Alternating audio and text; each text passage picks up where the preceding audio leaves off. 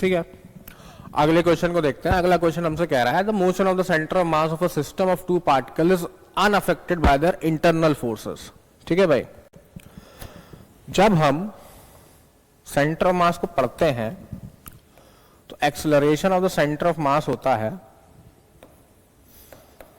F external upon summation of M I, मतलब सारे masses का सम। तो हम जब भी सेंटर ऑफ मास का एक्सेलरेशन देखते हैं तो वो एक्सटर्नल फोर्सेस पे डिपेंड करता है, इंटरनल फोर्सेस का आपस में कोई रोल नहीं होता है। ठीक है भाई, फॉर एग्जांपल दो बॉल का केस लें, दो ball under their mutual gravitational force of attraction आ रही हैं। ठीक है, इनिशियली वो रेस्ट पे थी, अब ग्रेविटेशनल पुल की वजह से वो एक दूसरे की तरफ को अट्रैक्ट हो रही हैं। तो जितनी फोर्स m1 m2 पे लगा रही है उतनी फोर्स m2 m1 पे लगा रही है।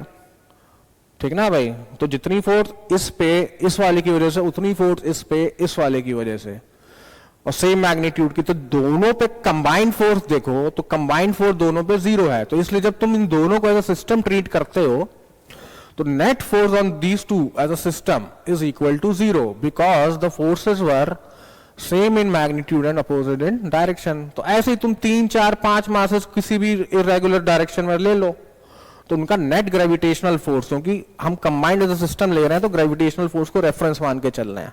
ठीक है, तो net gravitational force on the combined system is zero. तो इंटरनल फोर्सेस का कोई रोल नहीं होता है इररिस्पेक्टिव ऑफ द डायरेक्शन। ठीक है भाई, तो इसका आंसर हो जाना चाहिए ऑप्शन नंबर ए।